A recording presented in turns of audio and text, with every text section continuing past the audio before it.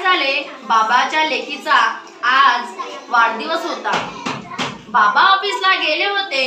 आज आपला वाढदिवस करणार म्हणून मुलगी खूप खुश होती। तिने सगळ्या मित्रमैत्रिणींना सुद्धा बोलवले होते। मग मैत्रिणी घरी आल्या व मिळून सजावट करू लागल्या। आईने तर खूप हौशीने तिच्यासाठी केक आणला। सगळी तयारी अगदी परिपूर्ण झाली होती, पण आज होती ती फक्त ऑफिस मधून बाबा येण्याची।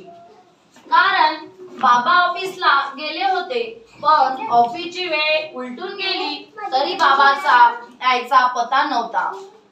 मुलीने व आईने मग खूप वेळ वाट बघितली। मग आईने बाबांना फोन लावला, पण बाबा कामात बिझी असल्यामुळे फोन उचलत नव्हते। कारण बाबा ओव्हर टाइम करत होते। पण बाबाला माहिती होते की आज आपल्या लेकीचा वाढदिवस आहे, पण ते काय करणार? कामाचा भार इतका होता की ऑफिस मधून निघणं शक्य नव्हतं। आणि इकडे आईने मैत्रिणी सगळे बाबाची वाट बघू लागले, पण बाबा काही येईना। लेक बिचारी आत बाहेर करत होती।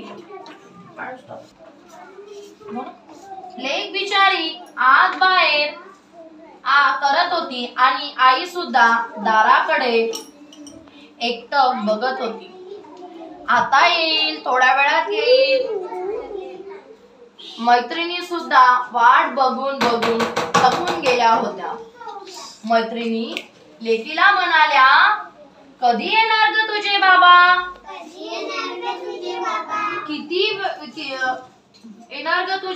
किती वाट बघायची अजून? मुलगी म्हणाली, येईल, थोडा वेळ वाट बघू। पण बाबा यायचं काही नाव घेत नव्हतं। मग तिच्या मैत्रिणी वाट बघून आपल्या घरी निघून गेल्या। हिरमुसून बाबाची वाट बघून थकून झोपून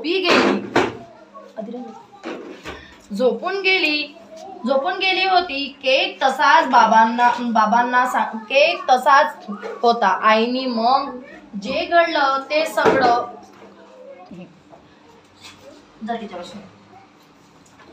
तर आपली लेक झोपी गेली होती। केक तसाच होता। आईनी मग जे घडलं ते सगळं सांगितलं। मग बाबांनी तशीच बॅग खाली टाकली आणि तिच्याकडे जवळ गेले आणि रडत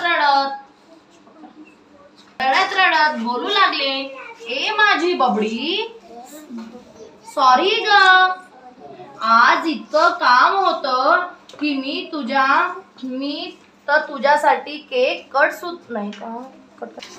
आज इतकं काम होतं की मी तुझ्या वाढदिवसाला हजर नाही राहू शकलो। मी नव्हतो तर तू माझ्यासाठी केक कट सुद्धा नाही केलास आणि तशीच झोपून गेली। मला माफ कर पोरी, मला माफ कर। आता असं नाही होणार। आता तुझा बाबा प्रत्येक वाढदिवसाला तुझ्यासाठी असेल। माफ कर पोरी, मला माफ कर। सॉरी ग पोरी, मला माफ कर।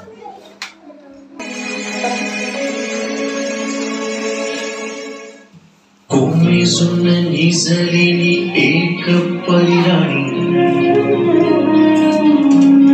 उतरले तोंड, डोळा सुकलेले पाणी।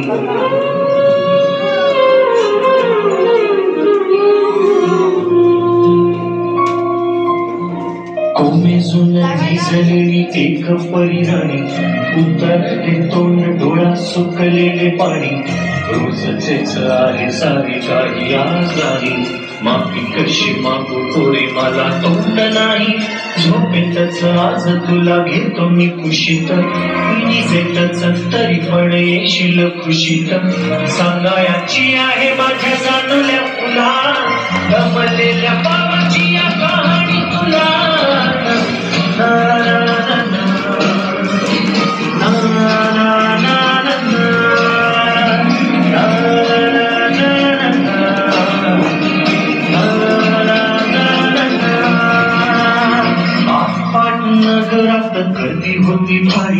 घामाघूम राजा करी डुक्कलची वारी, आठ आठ नगरात गर्दी होती भारी.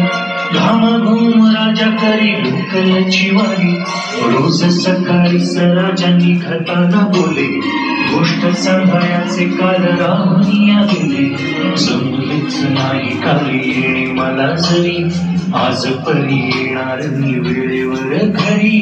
स्वप्नातल्या गावामध्ये मारू मग खेळी, खऱ्या पुऱ्या परीसाठी गोष्टी तरी परी. मातीन मी थकलेल्या हाताचा झुला, गमलेल्या बाबाची या कहाणी तुला.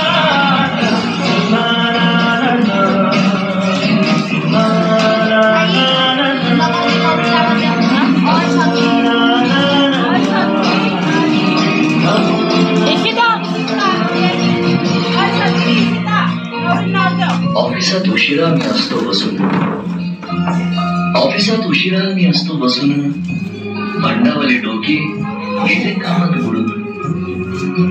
तास तास जातो खाल मानेने निघून, तास तास जातो खाल मानेने निघून.